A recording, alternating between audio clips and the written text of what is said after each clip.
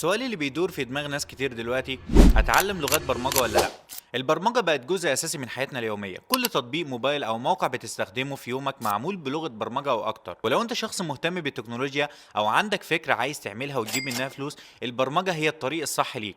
وتعلمك للغات البرمجة بيفتح لك أبواب في مجالات كتيرة زي تطوير المواقع والتطبيقات وغيرها. كمان لو بصينا على سوق العمل هنلاقي إن الطلب على المبرمجين في تزايد رهيب. كل يوم الشركات بتدور على ناس عندها مهارات برمجية عشان تطور أعمالها وتدخل السوق الرقمي. حتى لو مش ناوي تشتغل مبرمج، ممكن تتعلم البرمجة عشان تحسن مهاراتك في مجالك. هتقولي ازاي؟ هقولك ان البرمجة بتعلمك التفكير المنطقي، النقد التحليلي، وحل المشاكل، وده هيفيدك في حياتك اليومية وشغلك الحالي. والاهم يا صديقي انك مش لازم تكون عبقري في الرياضيات او عندك خلفية تقنية عشان تتعلم لغات البرمجة. اللي انت محتاجه فعلا هو الصبر والممارسة، ومع الوقت هتلاقي نفسك بتتقدم خطوة بخطوة. في النهاية البرمجة مش بس مجال وظيفي للمستقبل،